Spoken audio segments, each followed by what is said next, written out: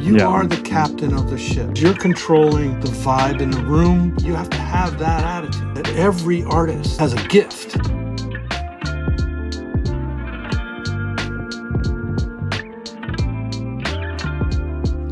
Hello, everybody. Welcome back for another episode of the Stokes Sound Podcast. I'm your host, Ed Stokes, and joined with me today is the absolute legendary mixing engineer, Tony Maserati. And I feel super lucky to have him on. Tony, how are you doing? I'm doing well. Thanks, Ed. Thank you. Well, your credits speak for yourself, so everybody listening will know who you are. But I really wanted to kind of get you on because your mixes really resonate. I've been mixing a long time, and every time I hear like a mix that I absolutely love, your name is always in the credit. So I thought, well, what's best to have Tony on to come onto the podcast and talk a little bit. But before we get into it, if you want to just give our listeners just a little bit about yourself, I know everyone's going to know who you are anyway, but if you want to give yourself, talk a little bit about yourself, and then we can kind of go into it. Well, I've been doing this for quite a while. I started out back in the old days in a studio system where you would come up from being a general assistant to an assistant engineer and eventually become a house engineer. I did all of that and worked in New York City for 20 years. And from there, the business in New York started falling apart. The studios were closing. So I moved out to LA for 10 years. And now I'm back on the East Coast. And I'm working from a studio that I built about 20 years ago when I was still in New York. And I mixed Jason Mraz in the first Jason Mraz album in the studio. Mixed a bunch of things in the studio, as a matter of fact, some Beyonce and yeah. So when you were in LA, you still had the studio that you're in now while you were in LA. So you had both studios, or was it something else? I had dismantled most of this studio and brought most of the gear to LA. I actually, I wouldn't let a cartage company or a moving company move it. So I packed it all in a U-Haul and drove across the country with a buddy of mine and landed in Los Angeles. And a good friend of mine, Jean-Marie Horvat, found a place for me. And I stayed there for a couple of years. Amazing. 10 years. So what made you go then from New York, if we go then, to the start, what made you kind of go from New York to LA? Was it, being in LA was kind of where it all took off for you? I mean, I know Jason Mraz is obviously a massive artist and, you did that in New York, but what was your kind of reason, I guess, moving all the way down to LA? I, like everything, you got to pay attention to where the business is. And the business in New York had really been shutting down. I mean, when I first moved to New York, there was a studio around every corner. A power station was down the road. Hit Factory was a block up. Sigma Sound was in the Ed Sullivan building. RCA Studios was 2 blocks, and 3 blocks down. There was a studio everywhere. By the time I left, all the studios had closed. Even Hit Factory had been turned into apartments. There weren't a lot of rooms, and that was all about real estate, right? The real estate prices were so high that studios couldn't keep up with rent, et cetera, et cetera. And also, I think producers started changing the way records were made. Producers were sort of self-contained, and they built their own spaces, and they created their own environments. The writing session turned out to be the recording session. Whereas the old model of somebody renting a studio for a month kind of was collapsing. The money and the business wasn't there, so they couldn't support the studio system. And it was obvious to me that rents in Los Angeles for studio space were a fraction of what they were in New York City. Yeah. So I guess that's all changed. That's you changed know, now, I assume. Or I think there's still more space in LA than there is in New York. Although there are some studios popping up in New York again. In Brooklyn, I know a friend of mine, Zach Hancock, is putting together a room in Brooklyn. He formerly ran Downtown Studios, which was right on Broadway yeah. in New York. Of course, that's been closed for several years. Um, so there are some studios popping up, and some of them are personal use studios. Some of them are both, commercial and personal use. So hopefully, things will pick back up in the city. Um, and I think, of course, you went to Nashville. Nashville is a huge place, and Yeah. and there's always been lots of studios there, and most of them now, of course, are personal use, but they still have lots of music being made there. Yeah, it's interesting the way the industry's gone, especially like since COVID and all of that. Everyone's kind of got kind of smaller rigs, more personal. So it'd be nice if it kind of what you're saying, like opens up again, I guess, into more of the kind of the way it used to be. But I guess technology moves on, and so smaller I setups, I guess. I think the idea of collaboration has changed. You know, I mean, we used to record a band, and everybody was playing at the same time, and that still, of course, happens. Um, but but oftentimes, the way that sorry, I don't know how to turn off all my all my family members. That's all um, right. Don't worry. but Family's important. but but yeah, I think that as I said, the way records are made are different, but I think that there's still some interest in collaboration. It's just, how does that collaboration happen? Now I find producers have their version of in-house engineer, and those engineers are great. They're becoming, the guys, and so there is collaboration happening during that writing process and the production of the record. And there is plenty of live instruments being played. It's just in a house, it's not Yeah. in a studio. So many. I was just in LA last couple of weeks ago, and uh, one of my assistants is working for a young producer named Sean Cook, and they just rented a house, and they did Shabuzi's last record, and Wow. they rented a house, and they set up control rooms in the bedrooms, and they record wherever, whatever, and wherever they want to, and depending on the vibe, and people show up. So there's plenty of collaboration, I think, that's Yeah. happened.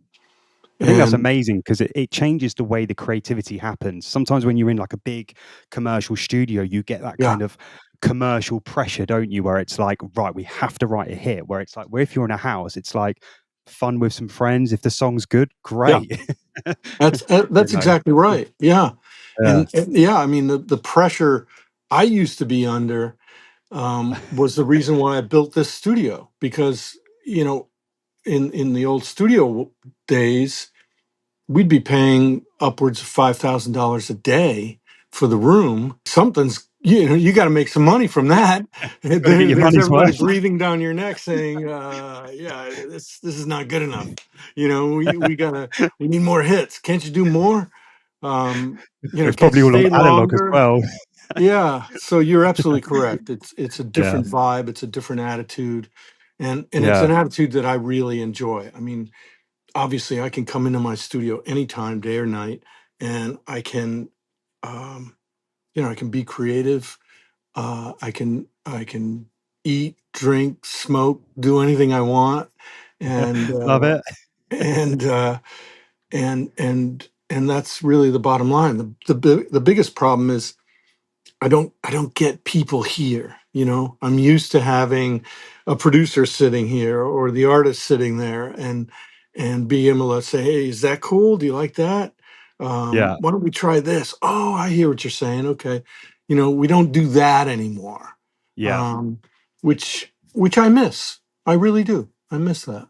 Has it changed the way that you approach the mixing kind of way? You know how, like, if you're in a room with the producer and the producer has his, like, what you just said, and you may do something when you're now mixing on your own, and I guess the responsibility is kind of left with your decisions. Obviously you can get rough mixes and all of that, or guidance, but at the end of the day, if you're in your own, it's kind of all you at the same time. Do you feel like your approach to how kind of much you would push the I guess the boundaries with mixing, do you think you're a bit more kind of more like secure in that way, or do you think you're still happy to go kind of crazy with the first pass of the mix, um, within reason, of That's a course? that's a really good question, and Yeah. I tend to, uh, you know, I listen to the reference mix because generally you know, they've been working on this song for upwards of a year Yeah. sometimes, and I've got to pay attention to their choices, and a lot of that is built into the reference, whether it's an effect on the vocal or some instrument or just the overall vibe. I've got to pay attention to that. So I generally I listen to the reference and I make some notes to decide whether or not I could make this more cool, or I can make this section stand out better, things like that.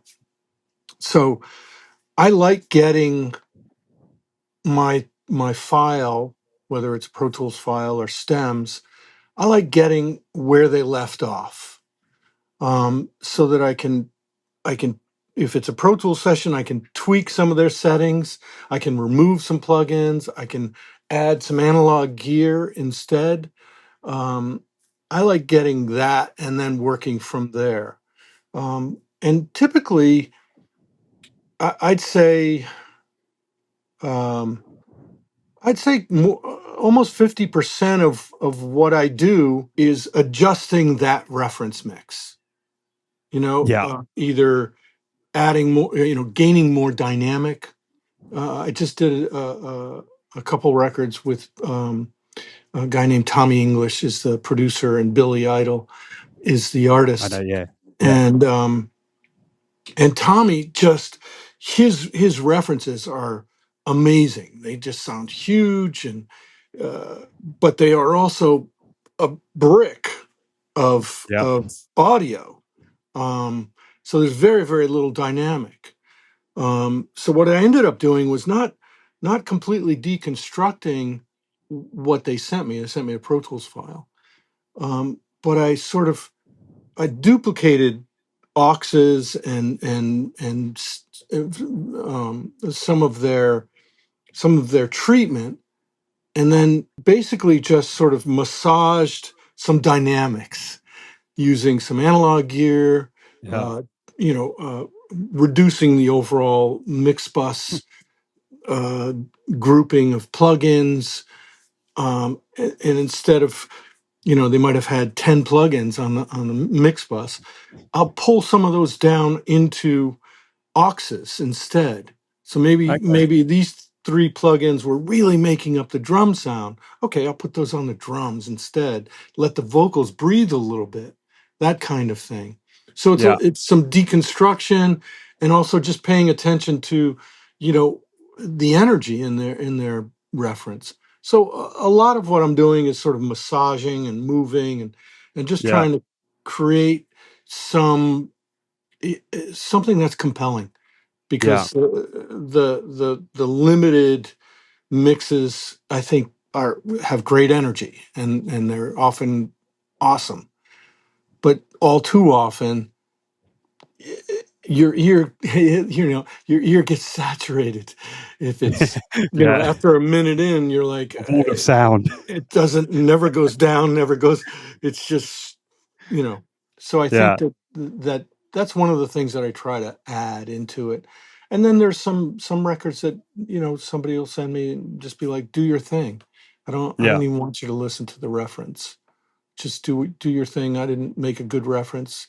I just did a record by an artist named Odile, and a UK artist, and Okay. um, and that was kind of the way that worked out. They had, there's one of the producer, um, is perhaps working on the music.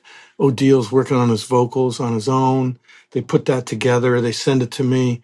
There's no real rough mix that I need to Yeah. follow.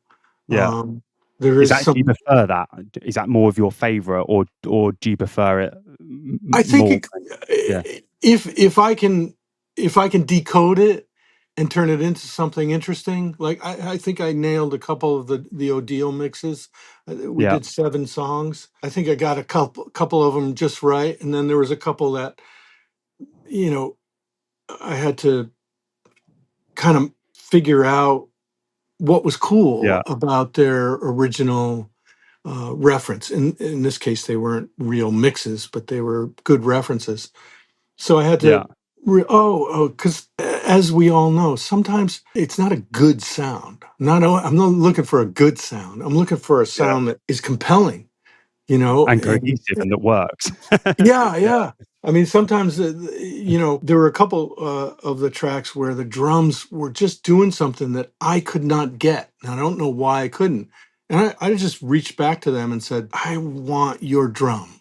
Like, whatever you're doing to it, I don't seem to have that, because I'm Yeah. missing this, that stuff in between the beats Yeah. that's making it making the feel just right.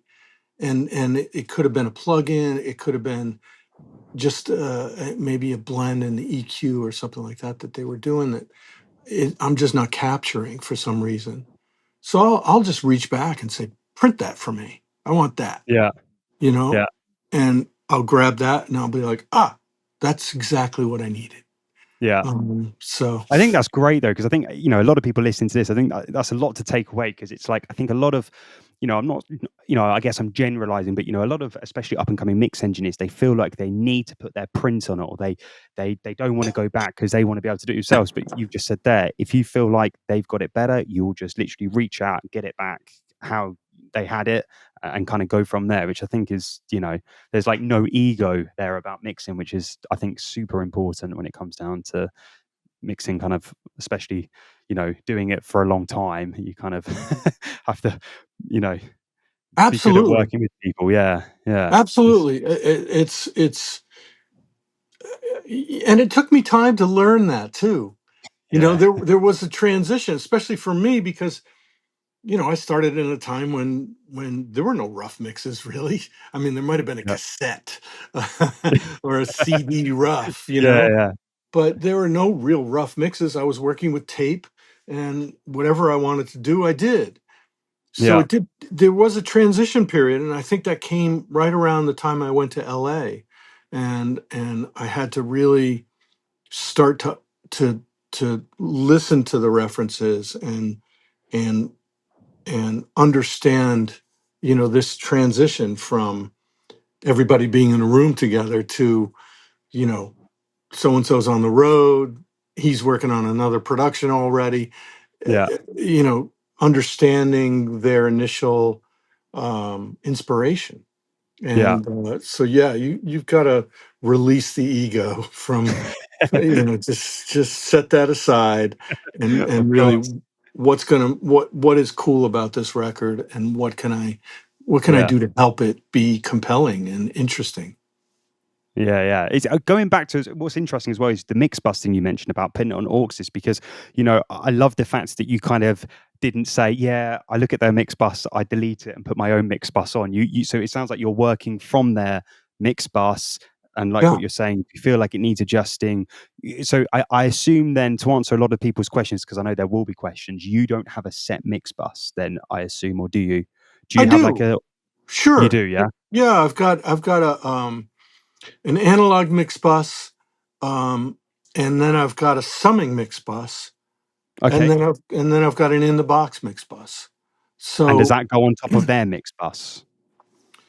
Well, it depends. In the case of the Billy Idol stuff that Tommy English produced, again, what I did was they had a bunch of things on the mix bus. I determined what things were working um, for the whole Yeah, mix, and what things were primarily about drums or guitars, or and I would drag those down. I would create an aux specific for yeah, guitars, which there wasn't one, or I would create an aux specific for whatever the instrumentation is and the vocals. I would separate those things out primarily by duplicating their stuff, yeah, and then I would move around those plugins just to find, okay, that EQ and compression is working for the drums. I put that on the drum mix, and then all of a sudden the vocal is free. It yeah, has a space. I was like, oh, okay. And then I might grab, a stereo. I've got some really amazing uh, analog gear. I might grab a DW Fern VT 7 and put yeah, that on the vocal, and that sort of thing.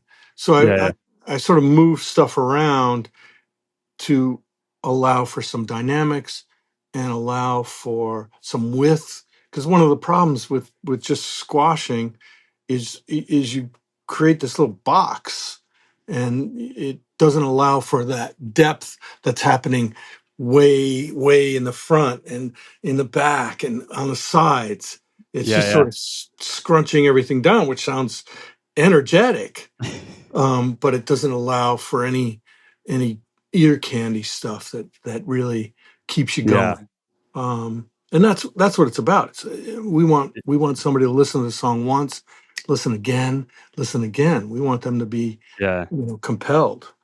I've Um, noticed with your mixes, I as I said, I love your work, and I've watched every single thanks, mix of the Masters video, every single Pure Mix thanks, video of yours, and thanks. one thing that really resonated with me across all of the mixes that you do, we've all got the same tools, apart from the analog, and we got, but in general, a lot of the EQ and compression. But one thing that I noticed with your mixes compared to other mixers is the fine level of detail of automation. And I've Mm, spoken about automation before, but I mean, you can answer this as well. Do you feel like these days current mixers aren't doing, like, you seem to be doing a lot more automation than I see other people do, like especially with a fader, yeah, you kind of riding that vocal, where I know a lot of people, they're either not doing that or just compressing it really hard, or they're kind of doing it in chunks. But every single video I watched of you, you were riding like an organ on James Blunt, you were yeah. riding like all of these small things, and I was like, well, that's why I love your mixes, because you're Thanks. going into the detail that I feel like that maybe not everyone else is doing. I mean, what's your opinion on that and your perspective, about all the detail work that you do in the mix that kind of creates the whole depth and dynamic? While we're on that. Well, thanks. Um, you know, I've always I was taught to ride things. You might ride a piano. I mean, notes, right? Yeah, I'm that's the detail. because Yeah. it's there's Yeah. a vocal that obviously I want everyone to pay attention to, but a great Yeah. song has space in between the words, right? Yeah. And I'm not saying that I'm riding up a guitar lick just because there's space there. I'm trying to create, there's a lyric and a performance of that lyric. I'm trying to do everything I can to support that, so that Mm. the listener is compelled to listen to the lyric, and then the supporting parts around it, continue to support and accentuate the meaning of the lyric and the vibe of the performance. So yes, quite often I'm riding. I've got a little S1. That's all I'm using Yeah. Yeah. to ride with, and I'm riding. I might ride things up to the next section, and then you know create space right before the drop of the chorus, so the chorus drops harder. some of that stuff I'll do with my hand. Some of that stuff I'll do um, just editing the audio. Yeah. Um, uh, I'll do whatever is necessary. I mean, I automate EQ. You know, Yeah. The level of detail is great. on a vocal that, Yeah. Yeah. you know. I mean, again, we'll go back to the idea that most of these folks are recording a vocal sitting down in a bedroom or Yeah. in a non perfect acoustic space. And although I'm lucky enough to work with pretty amazing vocalists, there's still, it's not like the old school way where, you know, I've got Mariah Carey in a booth that's set Yeah. up with a pop filter and a beautiful microphone and a perfect compressor and EQ and all that. This is in between tour dates. I mean, Yeah. I did the Lady Gaga stuff. I did. She recorded it on the bus, on the tour bus. You know, so Did you have to use a lot of RX? you know, there's two ways to go, right? It's Yeah. either let it be and accentuate it Yeah. and give that energy onto the record, or to try to remove it. And Yeah. you make that decision as you're working. Um, Are you there have been using a lot of times, are you using a lot of RX in general, or do you kind of lay off that and keep it you know, RX is great, and I do use it. mouth Oftentimes, clicks? Yeah. I will, I will literally go in if there's clicks and mouth noise. I'll go Mm. in and I'll draw out the wave, Okay. um, so Yeah. that it doesn't click, and Yeah.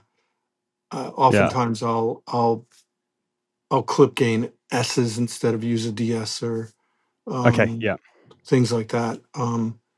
But there was one time where there was so much noise on the vocal track that, and I can't remember which artist because it's probably happened to several.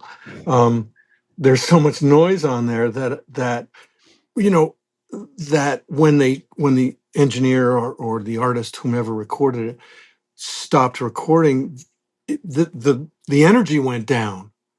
So I found a clip of noise only and had to edit that in to Oh, to the spot where there was no noise. So, you it's know, the reverse. yeah, exactly, the reverse of cleaning. Yeah. Um, so Yeah. yeah, I'll do anything I have to do to keep that energy up and that, emotional thread line. You know. Are you with vocals in particular? Because everyone always asks about vocals. I mean, as you know, they're the most important in a track. And I did notice that you were are you riding your lead vocal volume kind of from start to finish as like a live pass, like two or three times on a fader on most cases, or are you doing it section? Because I know it's just different techniques, but I your we'll get onto it. But with your vocal sound, it's brilliant. It's always kind of forefront. The Thanks. emotion is there, the lyrics, like what you said, especially in tracks like Shawn Mendes. I think Mercy was one you mixed. That Oh yeah. brilliant song and brilliant mix, that one. And Yeah. Jason Mraz, I'm Yours. Obviously, everyone knows Yeah. those songs as well. And look, for example, in I'm Yours, there's a lot of diction in Jason's voice, and the clarity that you get through. And I'm wondering, is it because of all the live riding that you're doing? Because when I listen to other mixes, everything is very compressed in 2025. It's kind of really compressed vocal. And I think Yeah. when I hear your vocals, they're still compressed and commercial and pop, but they're Mhm. kind of, I can't really explain it, but like the placement of them between the track and the vocal always seems bang on. Yeah, I'm wondering. Sorry, that was a lot of questions there, but yeah, you on the whole writing vocals from start to finish manually? Is that you the Um, not all the time, okay? but I will grab the fader and do rides, partly because it's my performance as well. right? Yeah. I Yeah. want to feel, so I'll turn it up. I'll do, maybe 30 minutes of just me digging what I'm doing. Yeah. Yeah. And part of that is the writing process. Yeah. Um, uh, Quite often what I'll do, I'm working on an independent artist right now, and she's got, as most songs, the verses are a bit lower. She's got a bit more depth in her bottom end in her performance, and then the chorus, as it comes higher and it moves up in her position. And what I'll do in those cases is I'll cut the vocal. So I've got a particular compression, very similar EQ, but I might be using a multiband compressor to decrease some of that bottom end, in those sections, and then I'll duplicate the whole vocal, and just on the second track I'll have just the choruses, or maybe just the bridge, and that way I can compress those sections slightly differently that work for those sections. Um, Yeah. I don't think that it works for me to have the same compressor with the same setting all the way down the song. So are It you just swapping doesn't. compressors? So you're going from, let's say, an LA2A to like a Usually, Fairchild or something, or not usually exactly I'm that. using the same compressor because I want Okay. the same sound, Yeah. but I'll set the threshold differently, Got it. or the amount of the amount of compression, Yeah. that sort of thing, Yeah. and then I'm sending that to an aux, and the aux is what I'm writing. Okay. Yeah. So I'll do those individual tracks, and change them slightly depending on where she is in her performance, in her range, and then I'll send that to a lead vocal aux, and I'll ride that aux. And of course, all my reverbs and things like that are being sent from the aux, Okay. not from Yeah. the individual audio tracks. That Yeah. way, I'm I'm allowing those vocals to be what they are, compressing them in the right amount for their performance, and then I can ride them into the track. Yeah. Does that make sense? I'm not Yeah, sure. no, yeah, no, it makes exactly sense. Is that slightly because when I was watching I think it was the James Blunt one. I think maybe it was the way that the Pro Tool session was set up, but I think you had the effects separately, and then they were going to an all vocal group. I think instead of like a lead vocal bus from memory. But I'm guessing you're saying instead of doing it that you're putting them to a lead vocal and then that to the all vocal group. Yeah, generally what I'll do is, Yeah, in my setup I have a bank of auxes: drums, bass, percussion, yeah, keys, guitar, strings, synths, um, uh, uh, lead vocal, background vocal, and effects. So I have those auxes, and they go straight to the mix bus. got it. For the most part, I might put a plug-in on those, and I might even automate level here and there. Yeah, In a case like I'm saying, regarding the vocal that I split into, say, two or three audio tracks, before it gets to that lead vocal aux going to the mix bus, I'll send it to its own lead vocal aux, I see. Yeah, and that's the one that I'm doing the riding on. That's the one I'm sending to the reverbs or delays. But the ad lib won't be going into that lead vocal aux. It'll just be going to my higher tier lead vocal group. Um, yeah, it basically it's giving me control yeah. of Workflow, I the guess. Yeah, main lead vocal. The yeah, ad libs I can ride individually. I yeah, can put effects on them individually. yeah. Um, and the backgrounds will have, sometimes if there's a lot of backgrounds I'll split them into auxes. Maybe there's an aux for the verse ad libs, I mean the verse background vocals, the B section background vocals, and the chorus background vocals. They might have three separate auxes. I mean, sometimes there's 15, 20 tracks of A lot. background Yeah, just for the chorus. Yeah. And I'll want that chorus to sound different than all the other backgrounds because it's the chorus. Yeah. Um, so that's and I'll ride that as well, just that aux Yeah. after I've set up the blends and things like that in the backgrounds. The other trick is that I try to implore people is listening in mono is super important.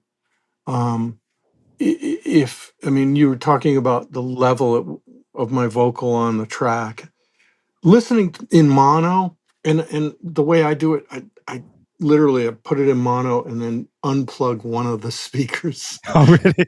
because I don't want two speakers. I just want one speaker because You're like the proper way. yeah, well, back in the day, you're not going to believe this, but back in the day, we used to, we had tape machines in the room, and there was one tape machine, Studer. Um, it was like a half-inch Studer Yeah. machine. I'm assuming it was A820 or something like that.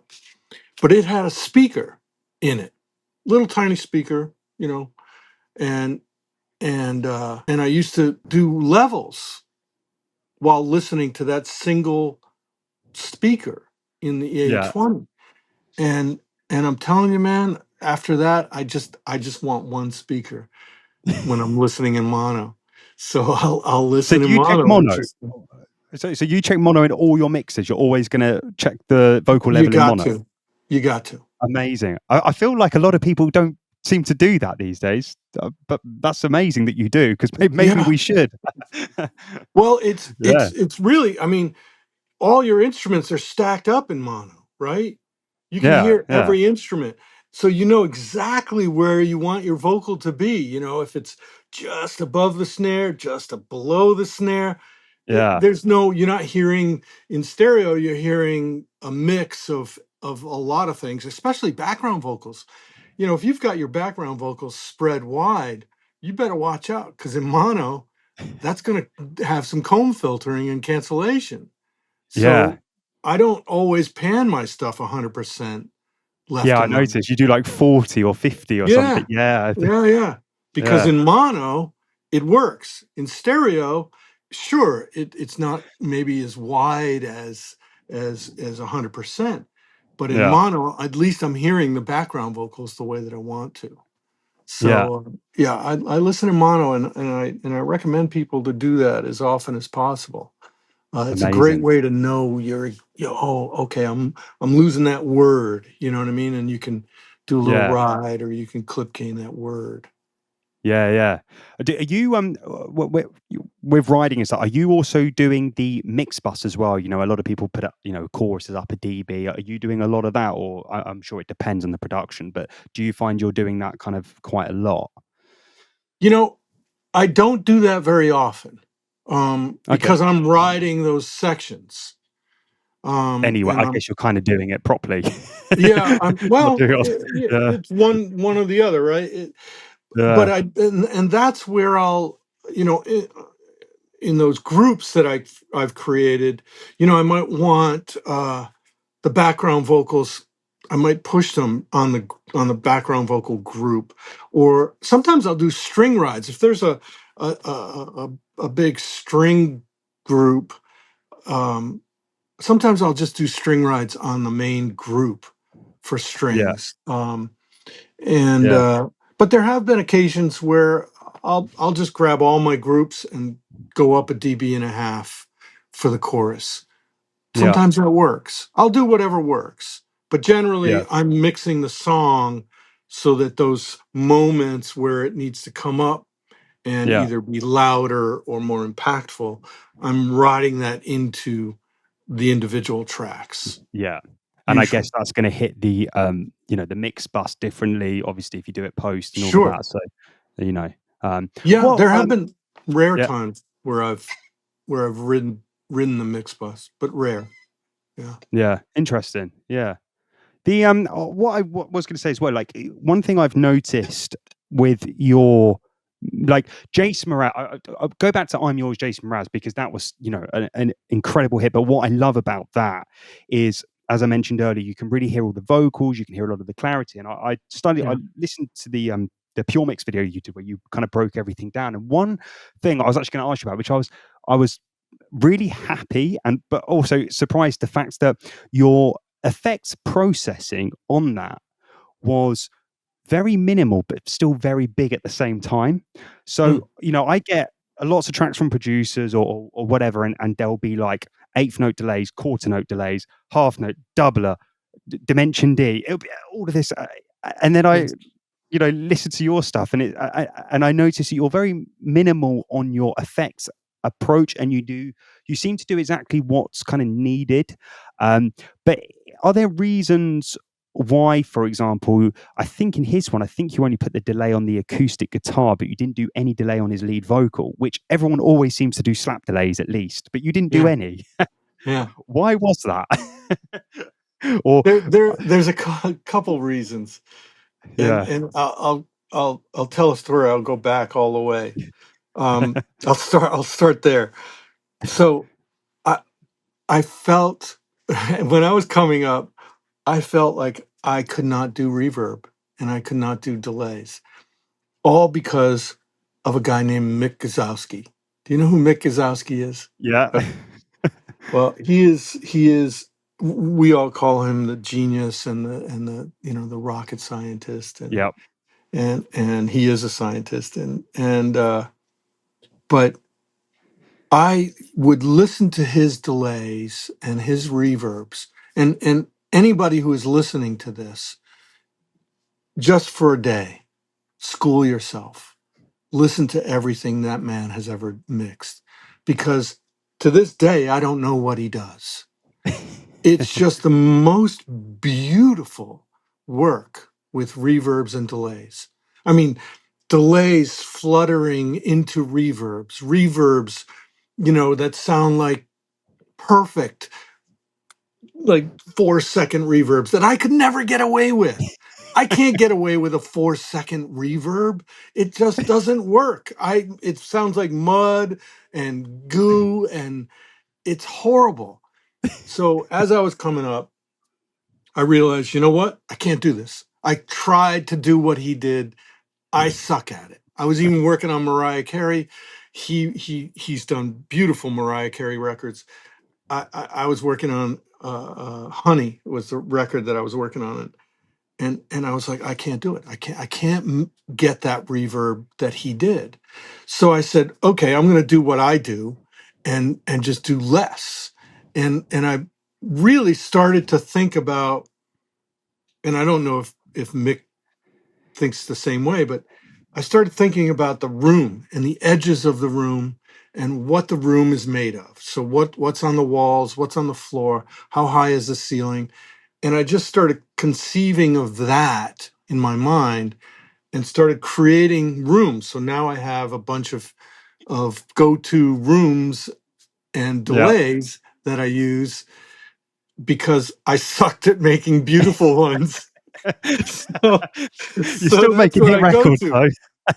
So but I have to say the Jason record, getting to that, the engineer who recorded it, this guy Dear Gormson. I'm probably messing his second name up. Um, but that record was recorded so perfectly, so brilliantly, Yeah, that it allowed me to be the most creative I have yeah, ever been, because he gave me everything I needed. Not to mention, and some of your listeners may doubt me, but Jason Mraz is by far, you know, at the top 5 humans that I have ever listened to or mixed, wow, just vocally. He is so amazing yeah, that, and his technique on the microphone, everything, just perfection in tone, his ability to control that tone. yeah, It's really perfect. So in a record like that, I think I had a Neve an EVQ on him. I've got some 1066s, some old 1066s. I had 1066s, and I think I used like an 1176, and that was it.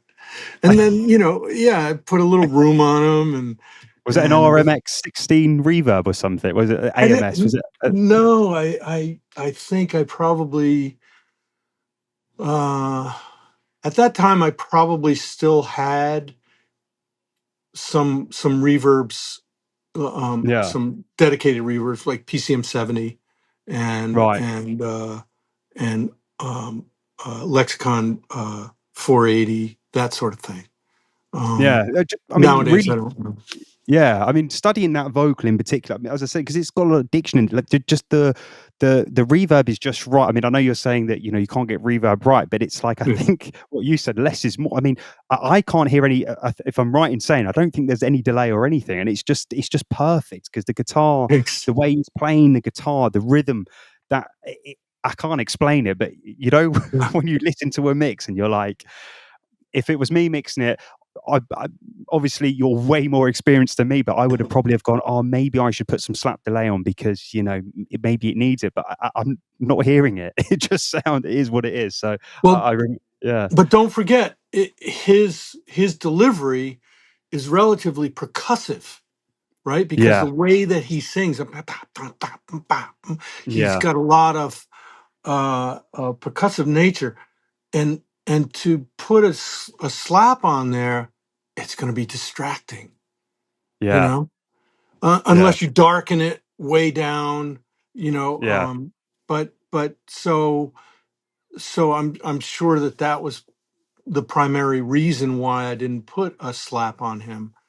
But yeah. but Well, in the whatever you room did, it worked. itself, yeah, I think in the room that I used, um, I probably had a short pre-delay, Yeah, and that sufficed to give some distance to the walls of the room.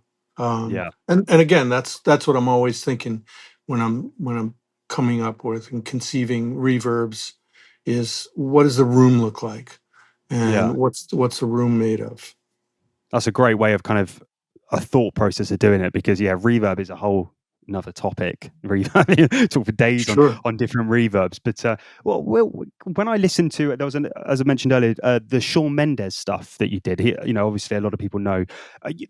What is interesting about you is you've done hip hop, R&B to Shawn Mendes, and all your mixes, although in the hip hop they're the beats more forward, the vocals. You seem to understand the genre, of course, of what you're working, but everything seems to always be consistent in everything. And with the Shawn Mendes stuff, his vocals are loud, but they're not too loud, but they're loud. It's like how do you go about that with the caliber of artists that those guys are? Like, is there like, not that you're trying to hit a level with vocals, but with someone like Shawn Mendes, are you kind of mixing in a certain way because it's him, or are you always doing what you want, if that makes sense? I hope. Sorry, that was a bit of a.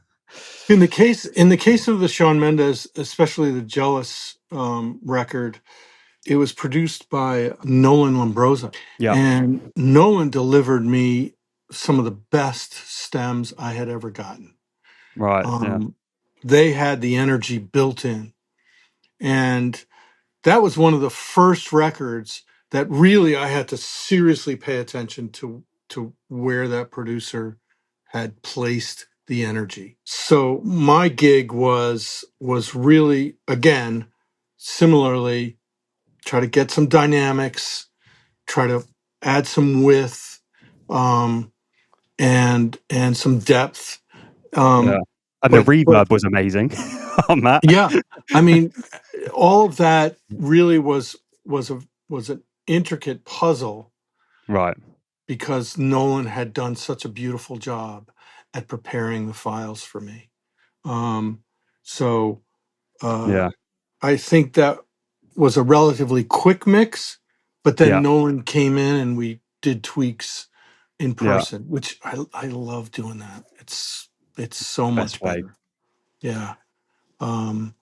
How But does it feel when you hear your mixes coming from your room and then being huge hits? Like, how does that make you as a mixer? Kind of, does that put pressure on? Yeah, I'm trying to think of how I would be, and I'm wondering how you would be. The pressure of working with artists like Sean, Jason, Mariah Carey. Like, how do you handle all that kind of pressure? Because if I mix for an independent artist, it's probably, you never know. Of course, you never know what's going to happen to the track. But Yeah. if you're mixing for Mariah Carey or Shawn Mendes, it's probably going to have a lot of backing behind it. How does that? How do you approach that, or how do you deal with that? That's actually a really, really good question and a really important point. Um, when I started, um, I went to Berkeley School of Music and in Boston, and when I went from there to New York City, I I gave myself a period of time. I don't now remember exactly what it was, but I think it was like within 2 years, I want to hear something I've done on the radio. And I accomplished that. I think it was maybe a year and a half or a little bit longer. It was a piece of shit, but it was on the It's still on radio. radio. You know what I mean? Um, so it's extremely important for me to it's probably the only thing. Like you're being very nice and when I do seminars and do teaching, it's very nice that I have engineer fans. I don't have any other fans. I have Of engineer course. fans, So you should. Yeah. which is lovely. Um, but hearing my work in my car or in a club or in a place where people listen to music, that's it. That's the thing. That's what drives me. It really does. That's what I want to hear. I want to hear when I listen to, I mean, I say this not to try to be boasting, but I used to say that I could hear my mix on the radio, from across the room on a mono speaker. Love Um, it. it and it, and I don't know that I can do that anymore. But back in those days, and even today, sometimes you don't know if your mix makes the record. You know, um, whether they hire different people or whatever it is. I've actually been miscredited. Some of my biggest records, uh, the credit was given to somebody else because that person mixed it. Um, but whoever in the office of the record company didn't realize that I mixed it as Oh well, wow. and my mix was the one that was chosen because of course I'm involved in mastering as well. In those days we would get pressings, Yeah, yeah, um, but but I would always say like, oh no, I can hear my mix from a mile away. That's my mix. I know it's yeah, my mix. I know where I put my guitar. I know where I put my hi-hat. You know what I mean? All that stuff yeah. is my signature.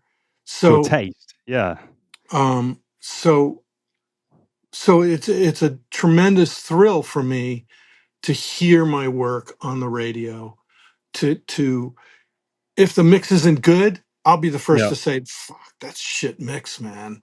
You dropped yeah, the ball on that." You know what I mean?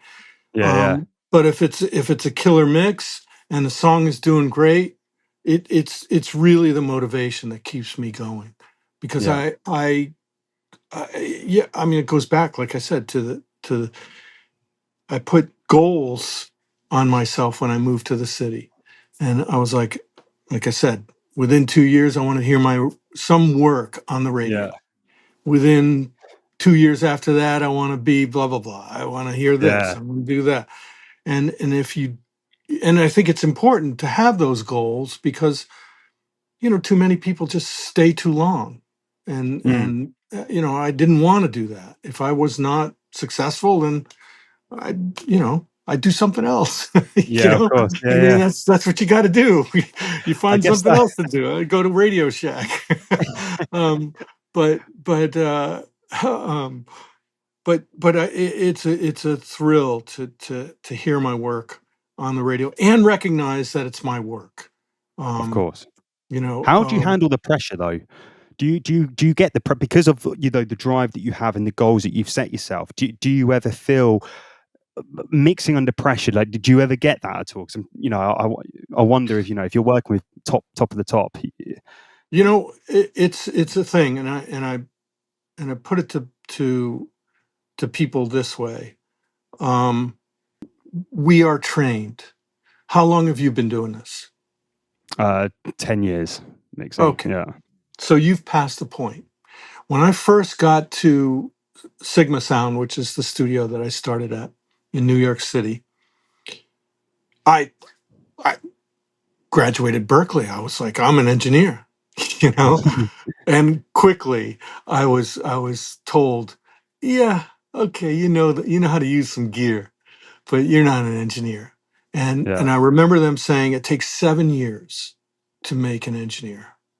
Yeah. And in all honesty, by that seventh year, my confidence was there.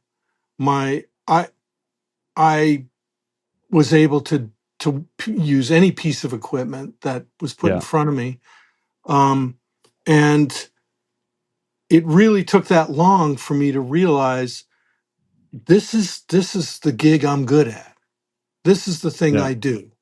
Now, one of the things that I remember, there was a cocky young assistant engineer who just was he was just not fun to be around, basically, because he just thought, either the music wasn't good or I wasn't good or whatever.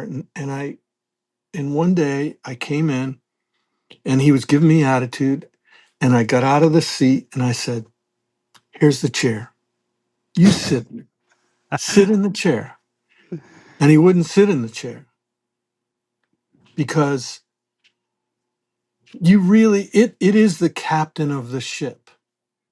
You Yeah. are the captain of the ship because you're controlling the vibe in the room. You're controlling the you're technically, you have to be the Yeah. top of your game Yeah. technically, whether it's wires in the wall, wires on gear, or speakers, just speakers alone. Do you know what I Yeah. mean?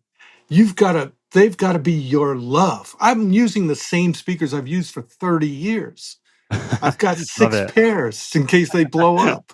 You know what I mean? Yeah. So so you are the captain in every way, and you have to be that. And that takes practice. I'm not saying that, by some grace of God, I shed. I shed my ass off. I read Yeah. every manual. I learned everything about MIDI back in the day. And as things developed, I had to keep up. I Yeah. shed. You know what I mean? So You got the confidence because of all of that, and obviously having past hits. you've got to. It's both confidence, and you're assured you have done your work. Yeah. I remember I was working.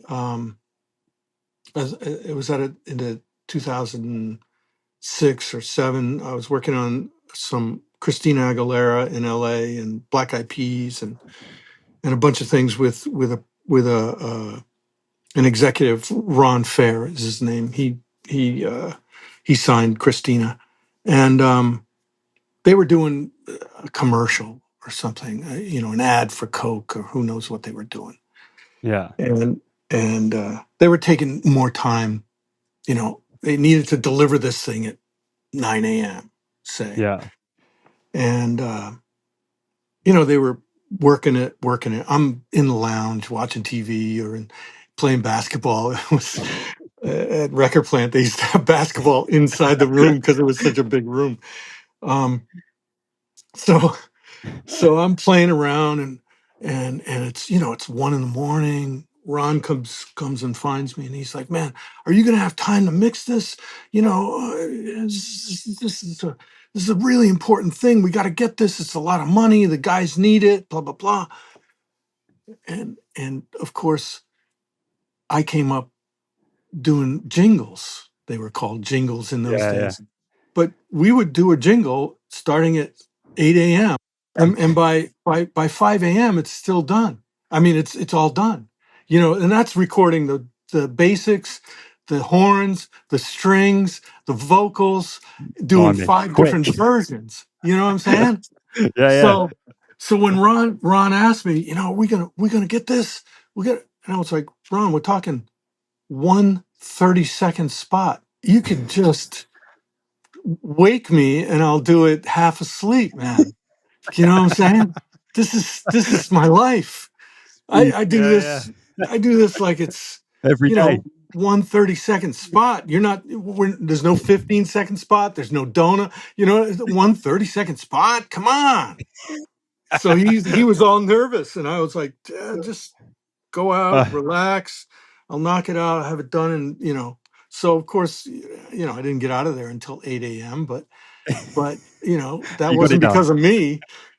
So, but you know what I'm saying? So the point I'm trying to make is I shed, and, Yeah, and I tell this to all my students. You have got to study. You have got to practice. You're in your 10th year. I'm sure you are studying still. You are always. practicing. You get whether it's a plugin that you haven't touched. Oh, I haven't even messed with that in 2 years. Dive in, play with that thing, figure it out. Yeah, Or maybe a different set of cables on your speakers, or different yeah, amplifier.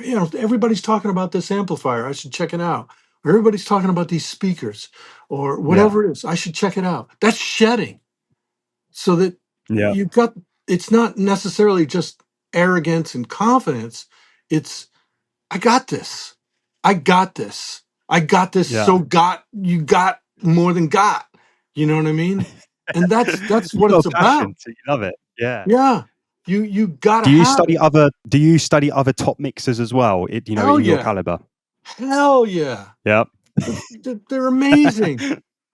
Yeah, I'm Yeah. copying shit. Are you kidding? Oh shit, Tom Elmhurst did that. Well, how did he do it? You know? Don't forget. Love Don't it. forget. You'll Yeah. never do it the same. You'll never do it the same. Yeah. My life before uh, my first 7 years, I I copied Bob Clearmountain as much as I could. Never ever, let's face it, never doing it exactly the same because I don't know what he did. I Yeah. wasn't there. But I'd listen to his stuff and go, "Oh, he's using a 224, and he's got this pre-delay on it, and he's That's doing like me that." with you. You know what I'm saying? And of course, if you Yeah. asked him, he'd be Yeah. like, "Oh no, I used a plate." You know what I mean? I'm not. There's no way I'm copying. But what that did was it allowed me to shed. It allowed me to Yeah. practice. It allowed me to use my ear to say, if I do this, it's going to sound this way.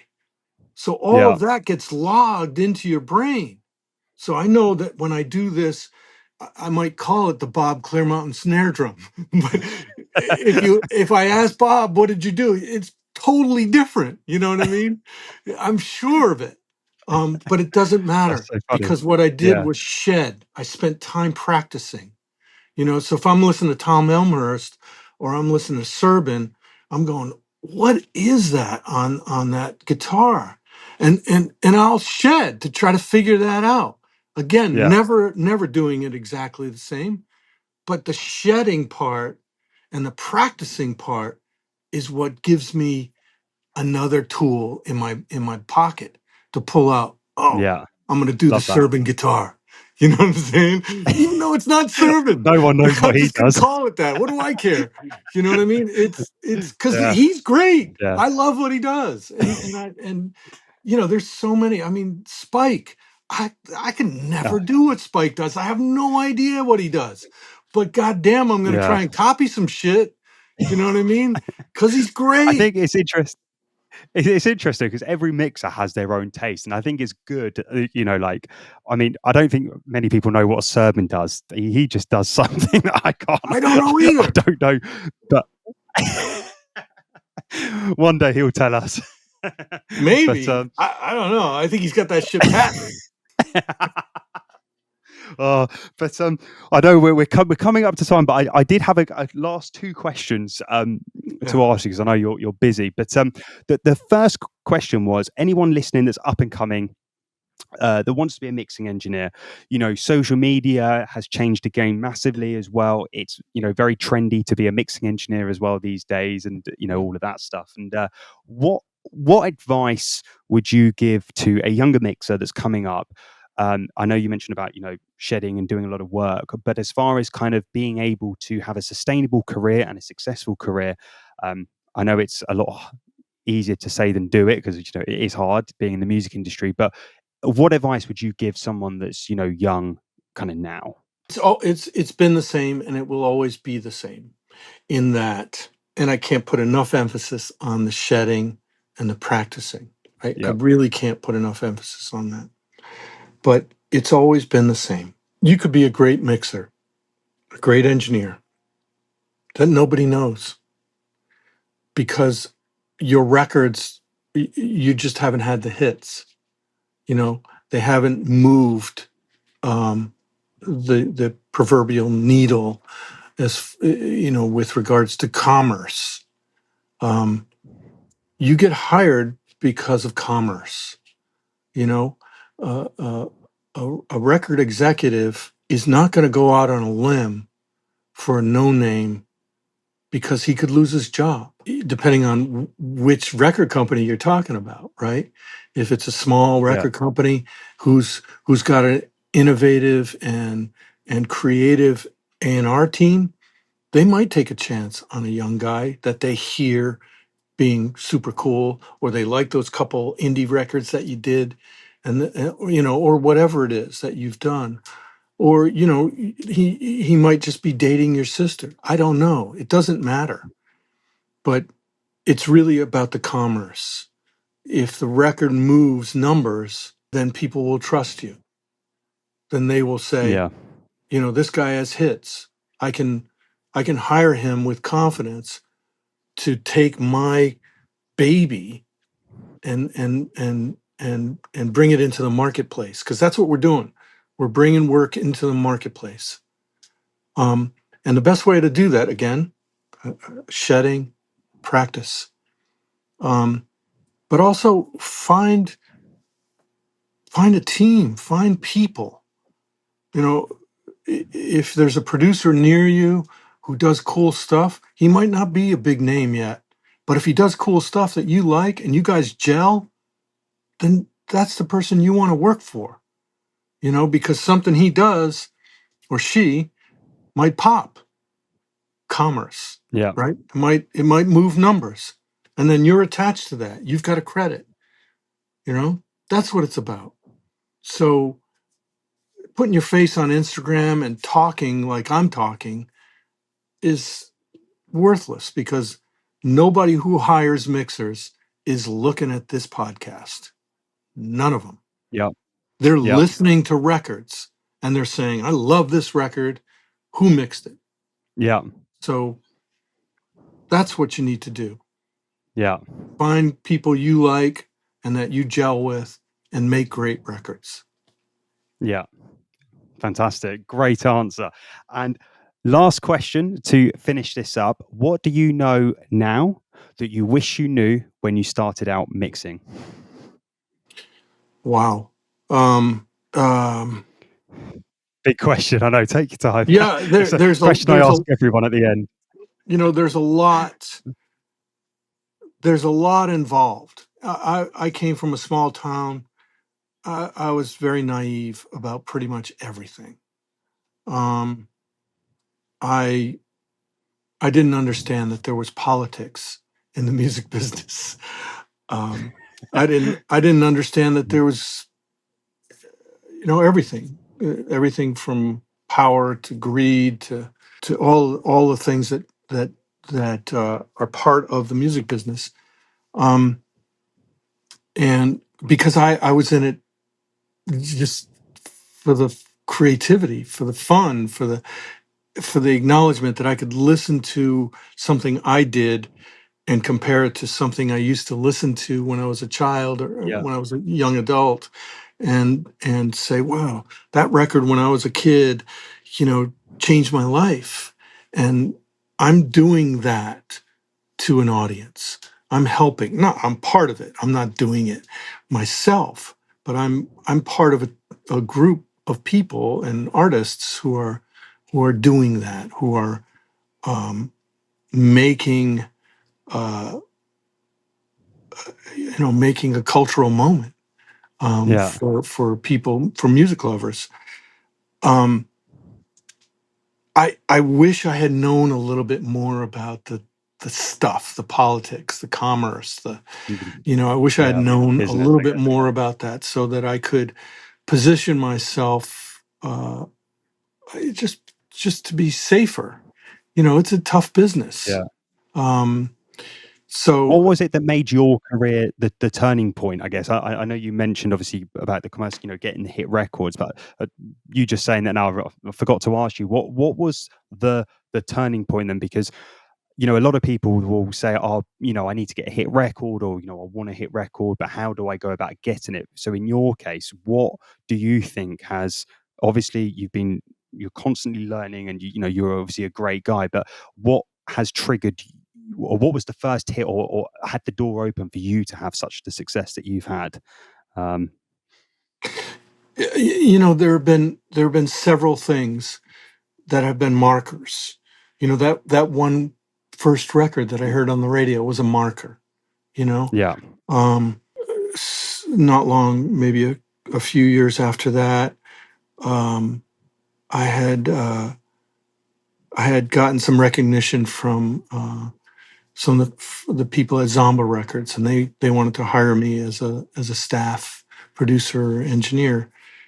Um, and the decisions I made to not do that changed my position as well because I became available to every record company. But really, it's the records that I did. I yeah. did, you know, I did Mary J. Blige. I did Your discovery is next level. Notorious Yeah, B.I.G. I did yeah, Faith Evans. I did, uh, um, CNC Music Factory. If anybody knows that, um, yeah, I did records that again created commerce, um, but they did something to me. You know, being in a room with Whitney Houston changed my life. Being in a room with Mary J. Blige changed my life. Being in a room with James Brown, Patti LaBelle, uh, it changed my life. Not not for any reason other than understanding that creative energy, that commitment to their craft, their just brilliant artistry. You know, um, that that changed my life. Commerce aside, whether the yeah. records I did with those people were successful or not meant nothing comparatively to being in a room with them and seeing Amazing. that. Yeah, seeing Yeah. that. The one artist that I regret I never got to be in a room with was Prince. And I used to send him letters begging him to let me work with him. I You swear I tried. would I would have fucking made coffee for the guy. You know what I mean? I Yeah, just, I had every record. I knew every word. I just thought this. I've been with all of these great artists, but this guy is just, genius level yeah, stuff. You know. So yeah, I think that I can't say that there's one turning point, but there are many in that yeah. chain. You know. Um, yeah. And you That's never know what's around the corner for anyone listening. You know, you could just meet someone next week and mix their record, and it does well, and you've got a career. Like it, yeah. that's the thing. Yeah, Yeah, but remember, you know, and this is what being in the studio system taught me. Those artists, they were everything. When an artist walked in the room had to be perfect. Everything had to be perfect. And I'm talking about the genius that walks in the room.